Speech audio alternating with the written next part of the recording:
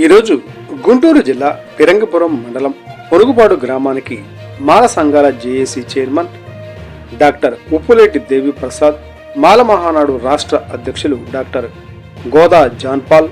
JAC vice chairman గుర్రం రామారావు, పిల్లి రాజు, నల్లపు నీలాంబరం, రాయపూడి కోటిస్వామి, కూచిపూడి చంద్రశేఖర్ మరియు వివిధ దళిత సంఘాలు నాయకులు పాల్గొని ఈ నెల 11వ తేదీన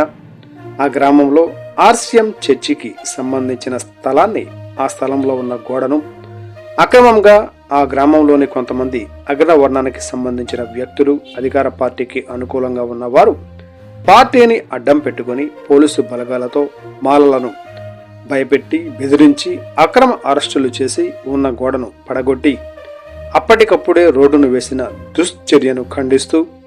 రానున్న రోజుల్లో పొనుగుపాడు గ్రామ మాలలకు మాల సంఘాలు జేఏసీ అండగా ఉంటుందని,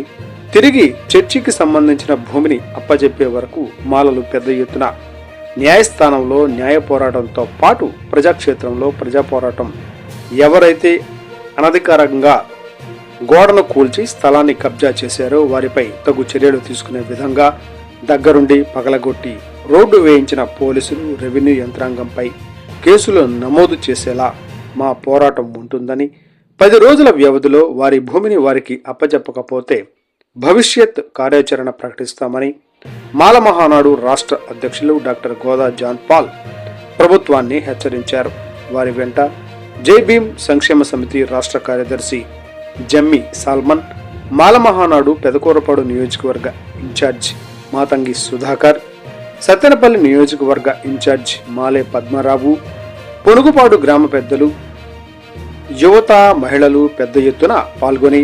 వారి బాధను నాయకులకు తెలియపరిచారు. అందరికీ జై భీమ్. నా పేరు గోదా జాన్పాల్, మాల మహానాడు రాష్ట్ర అధ్యక్షులు.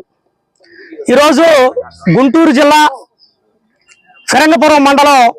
పొనుగుపాడు గ్రామంలో గత 2 రోజుల క్రితం అధికార అహంకారంతో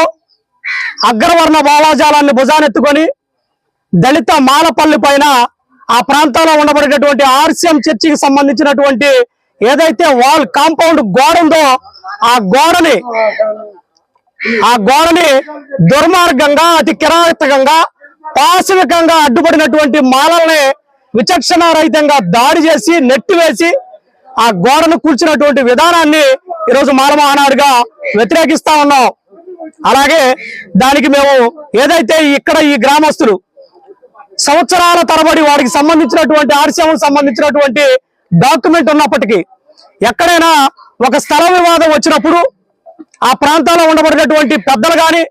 ప్రభుత్వ అధికారులు అది చేతికి తీసుకునేటటువంటి పరిస్థితి వచ్చినప్పుడు ఆ ప్రాంతాల్లో ఉండబడినటువంటి ఇరు కులాలకు సంబంధించినటువంటి పెద్దలను పిలిచి శాంతియుత కమిటీ వేసి తద్వారా చేయాల్సినటువంటి పనులు కేవలం మీరు అధికారం వచ్చిందనేటటువంటి ఒక అహంకారంతో ఈరోజు 2014లో ఈ రాష్ట్రం బైఫర్కేషన్ జరిగిన తర్వాత ఈ రాష్ట్రానికి రాజధాని కావాల్సి వచ్చినప్పుడు తెలుగుదేశం అధికారంలో ఉన్నప్పుడు మరి అమరావతి చుట్టుపక్కల ఉండబడేటటువంటి భూములు కావాల్సి వచ్చినప్పుడు అక్కడ రైతుల దగ్గర ఇక్కడ పొరుగుబాడులో ఆర్సీఎం చర్చిని మీకు దారి కావాల్సి వచ్చిందని ఏ విధంగా అక్రమంగా కూల్చి దారి వేసుకున్నారో అప్పటికప్పుడు క్షణాల్లో మరి అమరావతి రాజధాని కోసం రైతుల దగ్గర కూడా భూములు అలా లాక్కున్నారా అని ఈ తెలుగుదేశం ప్రభుత్వాన్ని మేము అడుగుతా ఉన్నాం, ప్రశ్నిస్తా ఉన్నాం. మీరు ప్రజాస్వామ్యబద్ధంగా చేయాల్సినటువంటి పనులన్నీ కూడా ఈరోజు ప్రజాస్వామ్యాన్ని కూలీ చేసే విధంగా, అంబేద్కర్ గారు రాసినటువంటి రాజ్యాంగాన్ని అవహేళన చేసే విధంగా మీరు అక్రమంగా, దుర్మార్గంగా, కుల అహంకారంతో కేవలం 3 ఇళ్లకి దారి కోసం అదే 3 ఇళ్ల మీదుగా మిగిలినటువంటి ఎస్సీ కులాలు నడవటానికి, ఎస్సీ వాళ్ళు మా దారిలో నడవడానికి వీలేదు మా ఇళ్ల మీద అన్నటువంటి మీరు మరి ఎస్సీలకు సంబంధించినటువంటి వాళ్ళ చర్చికి సంబంధించినటువంటి స్థలంలో ఏ విధంగా నడుస్తానికి మీరు అక్రమంగా దారి వేశారు. ఈ యొక్క దుశ్చర్యకు పాల్పడినటువంటి రెవెన్యూ యంత్రాంగం ఎవరుందో వాళ్ళందరూ కూడా ఈరోజు క్రిమినల్ కేసులకి చైర్మన్ గారు చెప్పినట్టు క్రిమినల్ కేసులో బాధ్యులు అవుతారు. ఎవరైతే అక్రమంగా ఈరోజు పోలీసు వ్యవస్థ నిలబడి ఈ ప్రాంత ప్రజలను భయభ్రాంతులకు గురి చేసి భయపెట్టి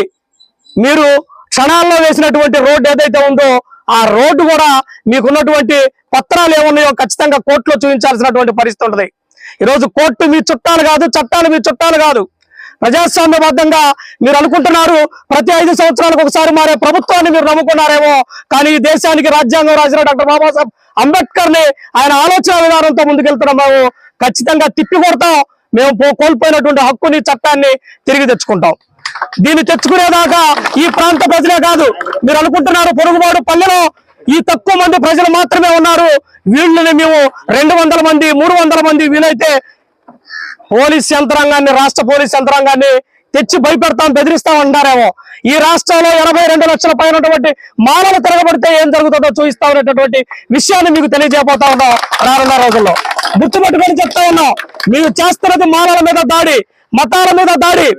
ఈ రోజు కేంద్రంలో ఉండబడినటువంటి బీజేపీ మత ఉన్మాదంతో చర్చిల మీద, క్రైస్తవుల మీద దాడులు చేస్తా ఉంటే ఈ రాష్ట్ర ప్రభుత్వం మద్దతు తెలుపుతుందా అని మేము అడుగుతా ఉన్నాం. ఈ రోజు క్రైస్తవులకి అండగా ఉండాల్సినటువంటి ప్రభుత్వాలు ఈ రోజు ఎందుకు క్రైస్తవుల మీద దాడులు చేస్తా ఉన్నారు, క్రైస్తవ ఆస్తుల్ని కబ్జా చేస్తున్నారో చెప్పాల్సినటువంటి బాధ్యత. న్యాయ పోరాటానికి సిద్ధమవుతాం. ప్రజా పోరాటంలో ఖచ్చితంగా మీ అహంకార వైఖరిని ఎండగడతామని ఈ సందర్భంగా తెలియజేస్తూ,